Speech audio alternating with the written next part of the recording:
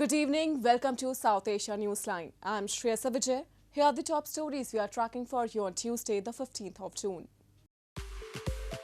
Indian Army pays homage to soldiers killed in Galwan Valley clash with Chinese troops on first anniversary.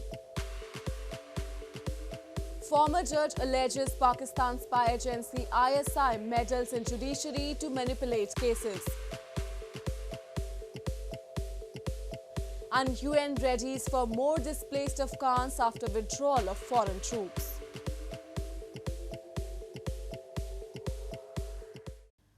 And now for all the details. The Indian Army on Tuesday paid homage to soldiers who died during the violent face-off with Chinese troops in Galwan Valley near the line of actual control in India's northern Ladakh region a year ago. 20 Indian soldiers were killed on the intervening night of June 15, 16, 2020 in the Galwan Valley.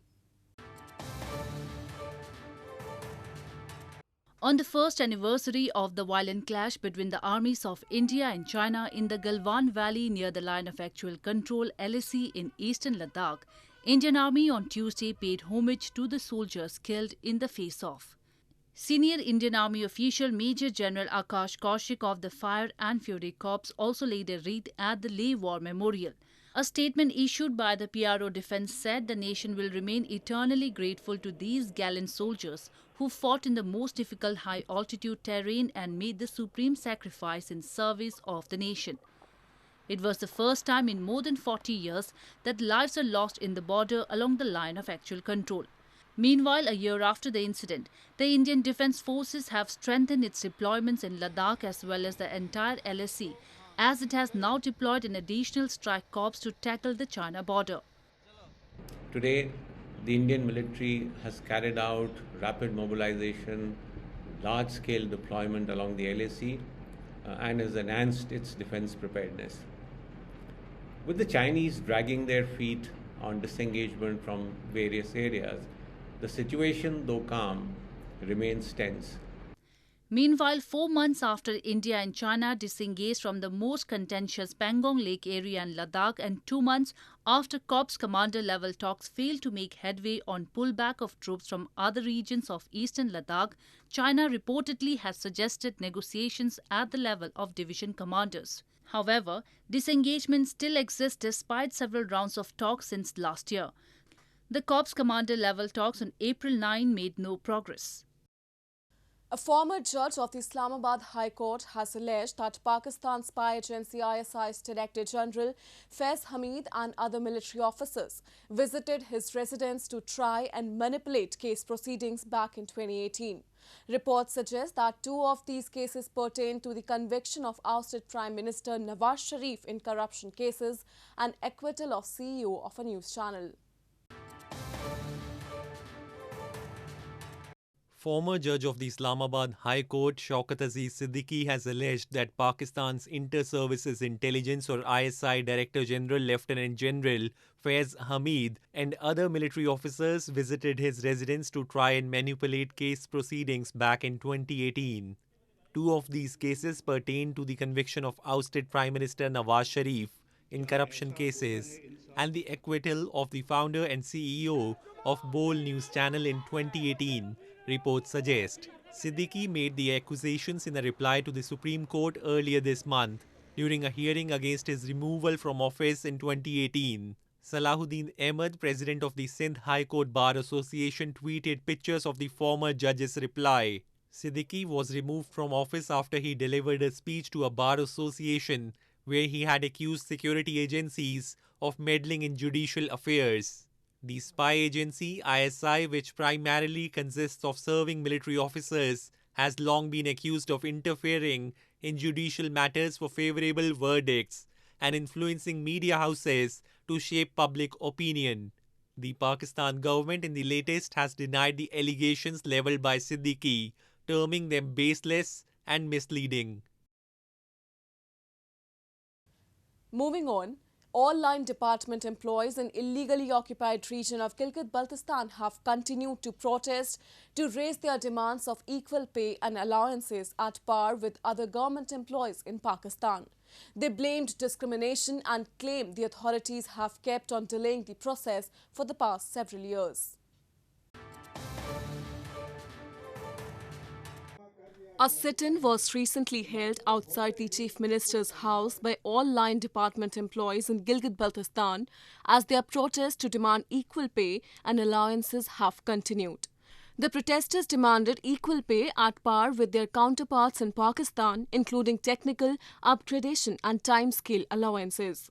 They also demanded that the government comply with their three demands, failing which they would surround the assembly in the illegally occupied region. Civil इंतजामिया को provincial government को ये बावर कराना चाहता हूँ कि आपने 4 बजे का टाइम दिया, मैं भी आपको 4 बजे कल 4 बजे तक का टाइम देता हूँ।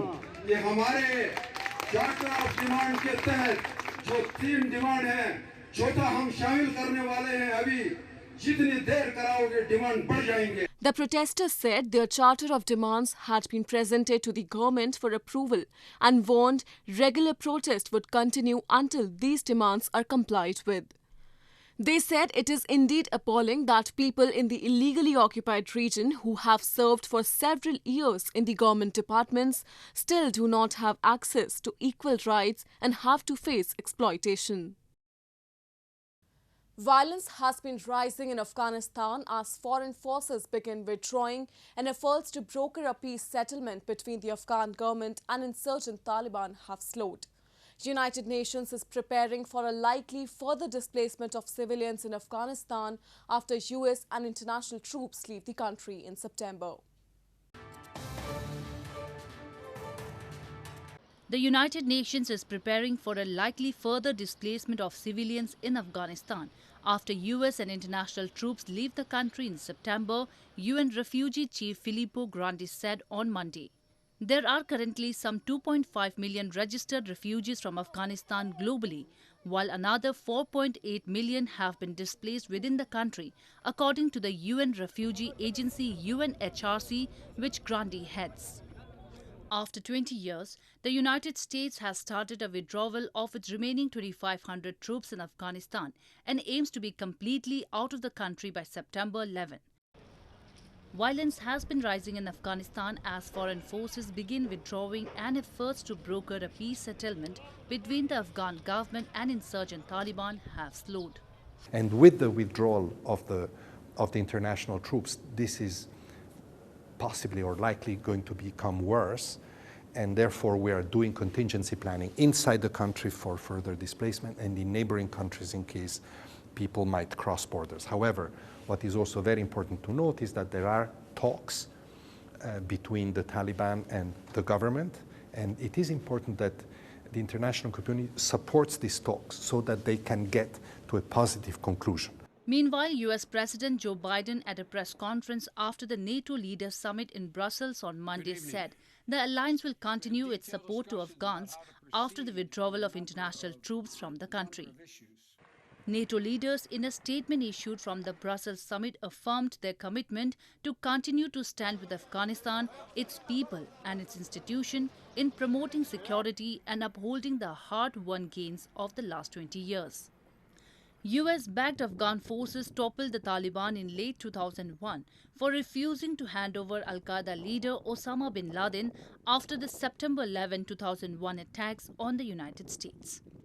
In news from Sri Lanka, the captain of the container ship that caught fire and sank off the west coast of Sri Lanka, causing a major environmental disaster, faced court on Monday after being arrested by Sri Lankan authorities and was later granted bail. The captain was charged under the Marine Pollution Prevention Act, which prohibits the dumping of oil, harmful substances and other pollutants in the ocean and coastal areas.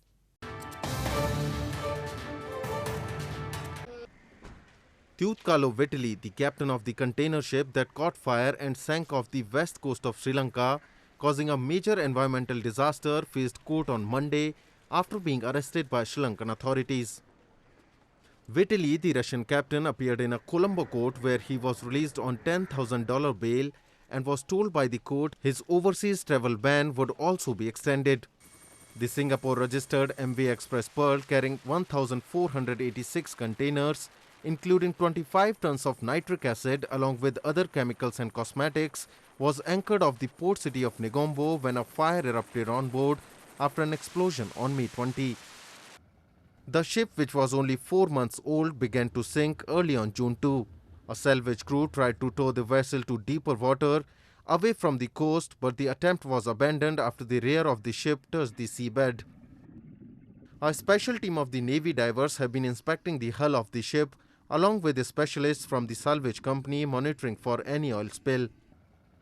Meanwhile, Sri Lanka is seeking $40 million in damages from the operator of a ship, Express Feeders, that left massive pollution when it caught fire off the country's west coast. Sri Lankan environmentalists have called it the worst marine disaster in country's history.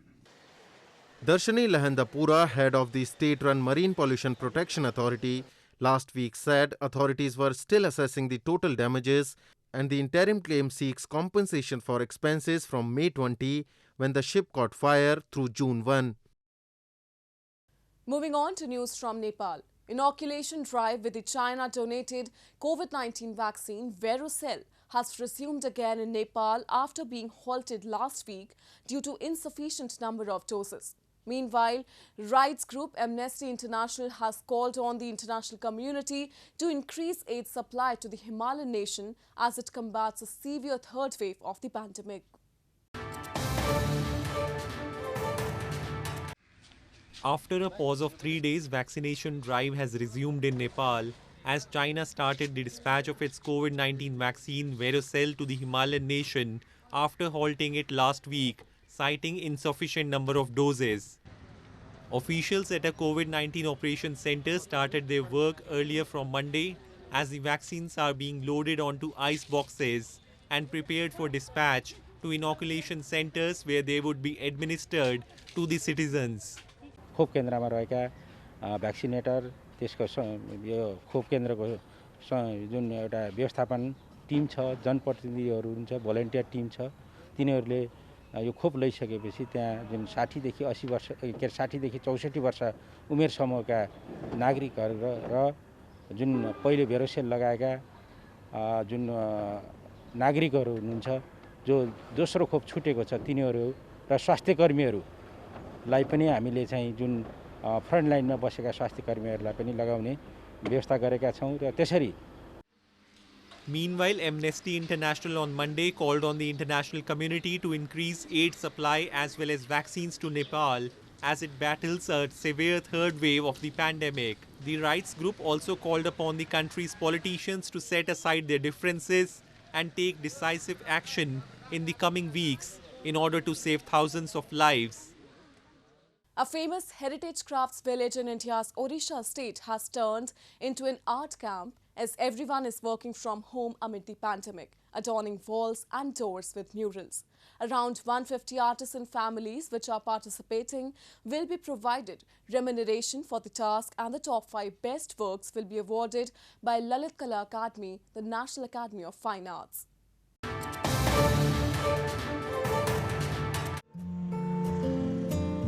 In the wake of the coronavirus pandemic, the famous artisans village in Puri district of India's eastern Odisha state has turned into an art camp as everyone is working from home, adorning their walls with vibrant scenes from Hindu epics and folk stories.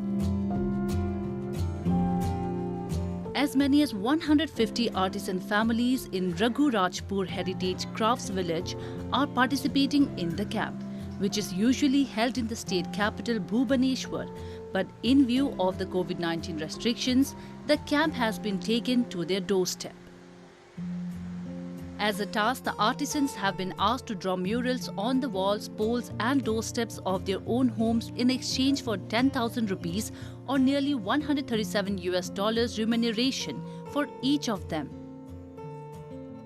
Covid की वजह से बहुत लोग ये काम छोड़ के बाहर के काम में भी चले गए हैं, तो ये काम में और इंटरेस्ट नहीं ले रहे। इसको और बढ़ावा देने के लिए कल्चर डिपार्टमेंट इसको कुछ नया तरीका से बना के इसको लेकर आया है जो आर्टिजन को खुशी लग रहा है। The competition will continue till June 16 and the top 5 best works will be awarded by the Odisha branch of the Lalit Kala Academy, India's National Academy of Fine Arts. Well, that's all we have for you from South Asia this evening. Now, viewers can watch the show on southasianewsline.com. You can also visit us on facebook.com/SAsiaNewsline and follow us on Twitter @SAsiaNewsline. That's all in tonight's edition. We'll see you same time tomorrow. Good night.